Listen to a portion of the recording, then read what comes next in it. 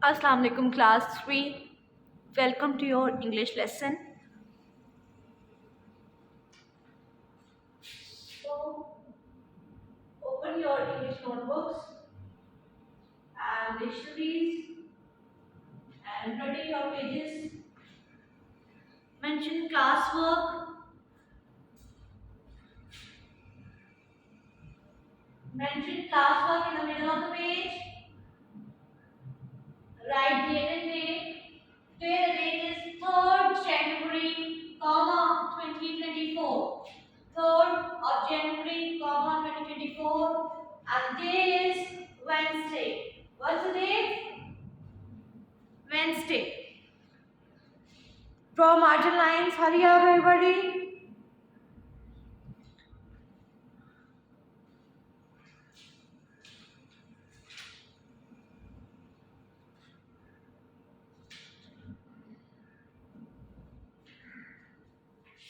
We are going to word spelling of unit number 18. Unit number 18. What's the title of unit number 18? Very good. Why? C is salty.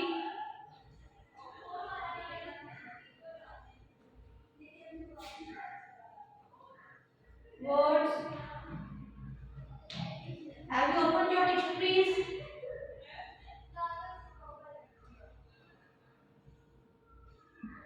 Very good. So the first word what we are going to do is yard. Y-A-R-D, yard. Second one is refuse. Third word is worried.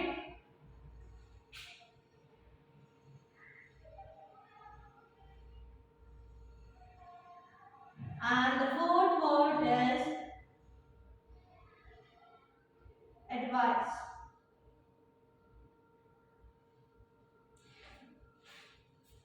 Note it down and open your dictionaries to find out the meaning of yard, refuse, worried, and advice. Nafi, what do you wanted to tell? Okay, you have found the meaning of yard. What's the meaning of yard? Very good. A piece of enclosed ground. Very good. Yes, Alian. Very good. It can be next to the building. It's a small garden. Okay, very good.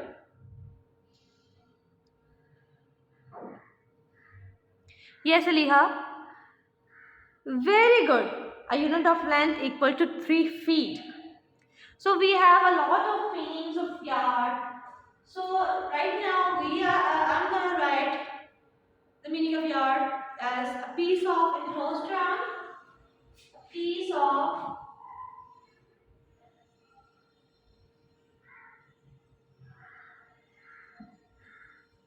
enclosed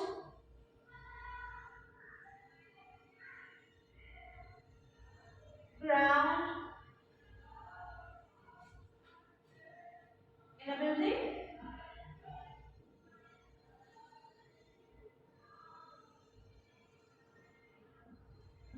Okay. Who have found out the meaning of refuse?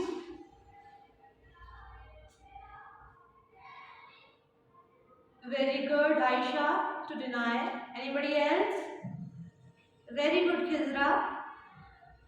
If you are not willing to do something or accept something, so you are just saying no, that means you are denying or refusing that. So I'm gonna write that refuse to deny, the easier one, okay, and the shorter one. Okay, who's gonna tell me the meaning of worried?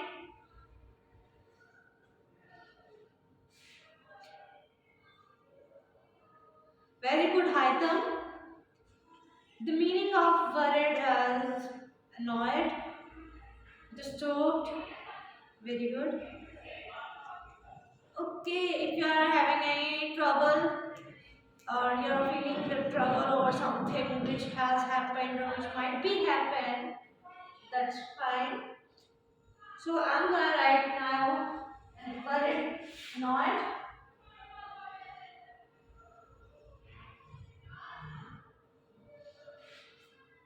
What else I can do? Yes, disturbed. Both are fine.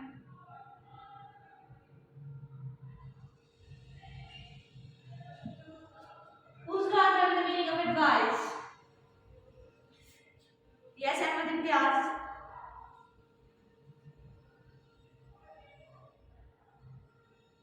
Okay, guidance. Very good.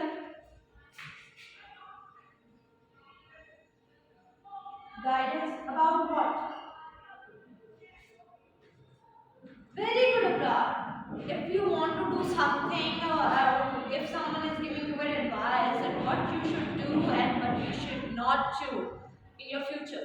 So it's a piece of suggestions or which are leading towards your which are giving you an advice, and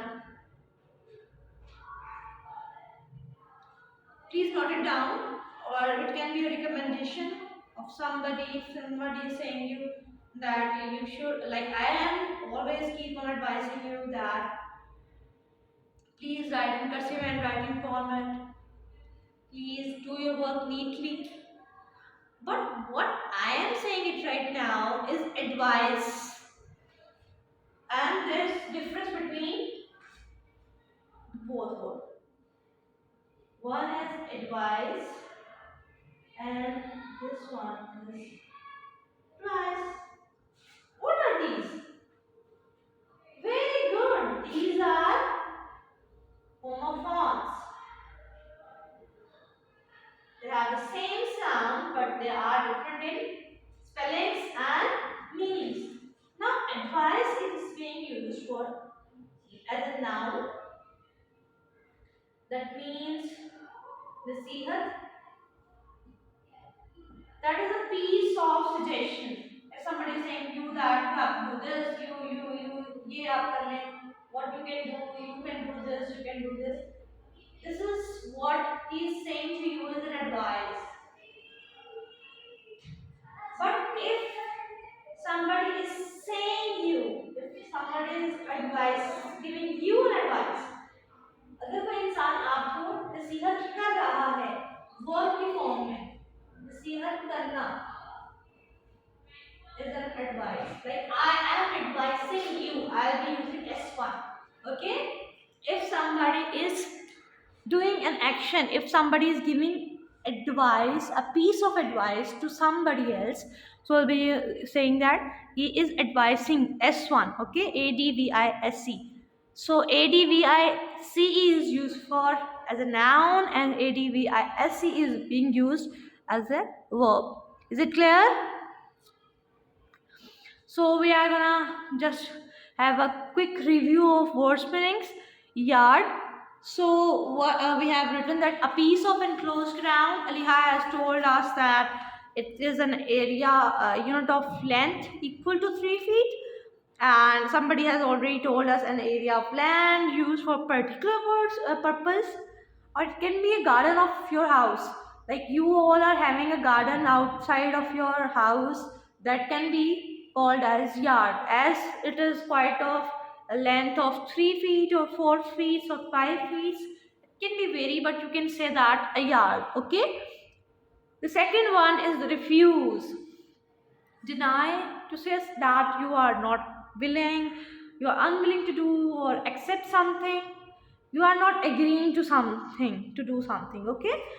And the third word is worried, annoyed, pareshan hona, disturbed, like you are feeling troubled over unwelcoming things, like something is happening bad or something is not good happening good to you, if or something is gonna bad happen, so then you are worried. Okay, you are annoyed or disturbed by that. And the last one, I have told you advice as a guidance or recommendation about something you should do in the future or you should not do in the future, keep in mind that advice is used as a noun and advice is used as a verb. If you are आप किसी को नसीहत कर रहे हैं तो that means you are advising S1 okay, लेकिन उसने मुझे नसीहत की, that will be ADVICE. Okay, is it clear?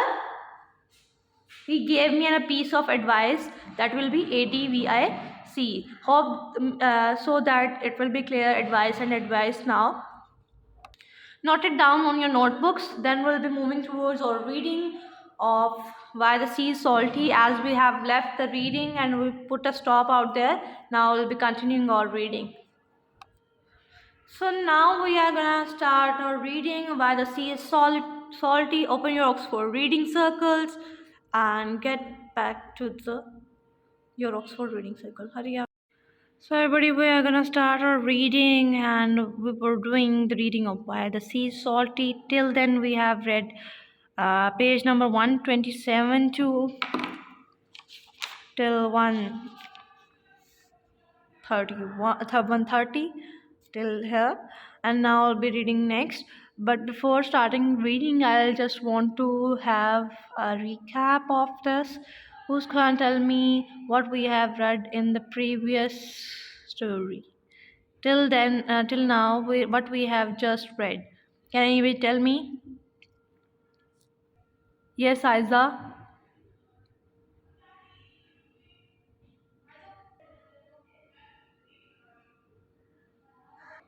Very good, Aiza. Till now, what we have done is there were two brothers. One is John and one is Peter. Peter is a rich one. John is a poor one.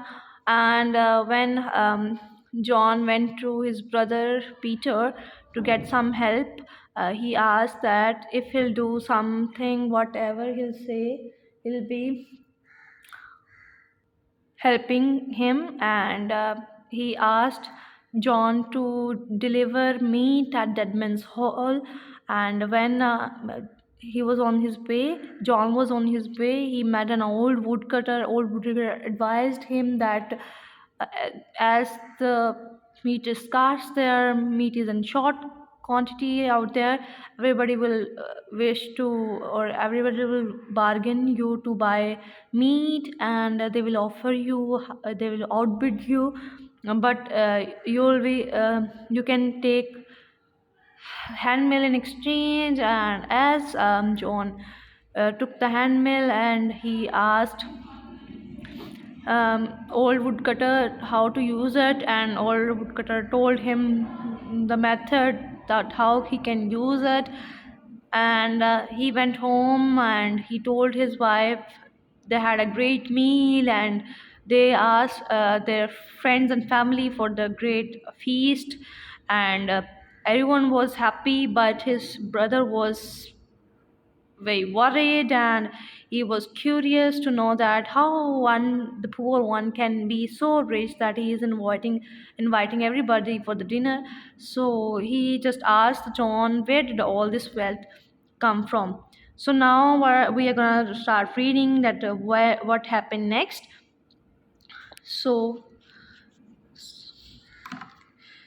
John didn't want to tell him at first, but later on he became boastful. And boastful means, okay, you already know that boastful means the one who is um, praising himself, खुद की तारीफ करने वाला. And he could keep his secret no longer. He brought out the mill and said, "This is what has made me rich." He made the mill grind all kind of things. When Peter saw it, he wanted the mill. John eventually agreed to give it to him in exchange for 300 pieces of silver. It was evening when the rich brother got the mill home. Peter said to his wife, "You go out for a walk and I'll have dinner ready when you get home." He put the mill on the kitchen table and said, Grind herrings in broth and grind them good and fast. So the mill started. When the first dish was full, the Peter got another one. When all the dishes were full, Peter got a tub. When all the tubs were full, the Peter began to and the food began to spill onto the kitchen floor, and still it kept flowing. Peter twisted and twirled at the mill to get it stopped. Twirled mean to move in around and round, but the mill went on grinding. In a little while, the broth rose so high that the Peter was about to drown. Drown means he was about to die in the broth. And you all know that the broth is soup, a kind of vegetable soup. Okay. Now, what happened till now that when Peter asked his brother that how he is getting rich, John told his brother that I have a hand mill, and Peter asked that if he'll be giving him the hand mill, he'll be paying him 300 pieces of silver. For that, John agreed and he gave handmill to the Peter. And Peter went back to his home and asked the mill to grind herrings, and herrings into meals, a kind of small fish, and broth, that is a soup. And Peter was not aware of how to use the handmill, so he kept on uh, Namil kept on grinding the fish and herrings and the broth, and everything was full. The tubs were full, and the dishes were full, and it began to spill on the floor, and it just keep on grinding, and everything was about to drown. Just in time, he managed to get hold of the latch, better chickney, of the house door and escape. Once out, he ran off down the road with the stream of herrings and broth at his heels, roaring like a waterfall over the whole farm. Peter ran to his brother's house and begged him to take back the mill immediately. If it grinds for much longer, we'll all drown in herrings and broth. But John wouldn't agree to take it back till Peter paid him 300 pieces of silver more. So poor John got both the money and the mill. He used the mill to set up a farmhouse far finer than his brother. He even covered it with gold. Oh my god. The farm lay by the seaside, and the golden house gleamed and glistened far away over the sea. Gleam means shiny. All who sailed by put ashore to see the rich man in the golden house and the wonderful famous mill. One day, a ship's captain came to the farm. He wanted to see the mill. He asked, "Can it grind salt?" "Grind salt?" said John. "Yes, it can grind anything." So, now what is happening actually in this reading paragraph, that they are saying, as Peter was not aware of how to run or how to use a hand mill, so as he asked the mill to grind herrings and broth, and it kept on grinding and everything was full, he went to his brother house John, and he asked him to take it back. John refused, and he asked for 300 pieces of silver more.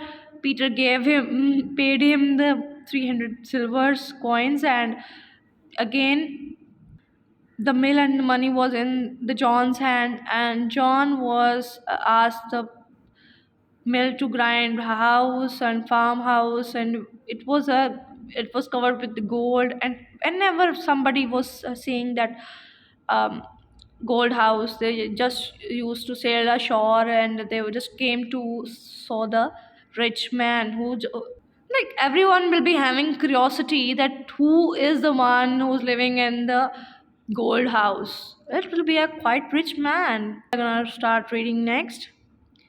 When the captain heard that, he said He must have the handmill, whatever the cost, would never again have to cross the stormy seas to collect salt. At first, when John wouldn't sell it, the captain begged and pleaded so hard that at last John agreed. But only when the captain had paid him many thousands of silver pieces. The captain took the mill and left quickly before John could change his mind. He had no time to ask how to handle the mill. He got on board his ship as fast as he could and set sail. When he had sailed a good way off, he brought the mill on the deck. Grind salt, he said. The mill began to grind salt and it poured out in the stream until the ship was full. The captain wished to stop the mill, but whichever way he turned it and however much he tried, it was not good. The mill kept grinding on, and the heap of salt grew and grew until the ship was sunk. Okay, this day the mill lies at the bottom of the sea and grind away. That's why the sea is salty. Okay, can you see that what happened? As From where the captain was, he just have to travel a lot in the seas to get salt or buy salt. So he thought, if I'll be getting a mill which will be grinding salt, I will not be traveling so much in the seas or in the waters. So he just bought handmill from the John in exchange of many thousand of silver pieces. So when he went on back, he hadn't asked the John how to use the handmill. And when he sailed on his ship, he asked the mill to grind salt. And as it started, handmill started grinding salt. It kept on grinding salt, and as captain was not aware of how to use that handmill or how to stop it, but it couldn't stop, and the ship was full of salt and it was heavier that it got sunk. Beta sunk and drowned. There were two words. Now there is a differentiation between the sunk and drowned. That sunk is used for if something is non-living. Non-living things का डूबना, बेजान चीज़ों का पानी में डूबना. If something non-living is in the water and it is going downward, that means it is sinking. And if the human beings or living things are in the water, that means they will be drowning. Okay, human beings drown or living things drown, and non-living things sink. Okay, as nobody has stopped the hand mill from grinding salt, and the ship was sunk in the sea, and that's why hand mill is still grinding the salt. That can be a reason that's why the sea water is salty in taste, have salt in it. Do you think that would be the reason, or that is a mythology? I'm asking you people, do you think it will be a right thing that the handmill is still grinding salt in the sea? That's why the sea water is salty. Very good, Ayan. You are saying it right. Very good. So, Pakiza, do you understood this? Very. So class, today we have done words meaning and we have completed the reading of why the sea is salty. I hope so. Whatever it is, either it's mythology or it's true, the sea is salty. You know the reason that why the sea is salty. Okay. Now, I hope so you enjoyed the story. Do read by yourself, and I'll be meeting you in the next class, inshallah. Till then, Allah Hafiz.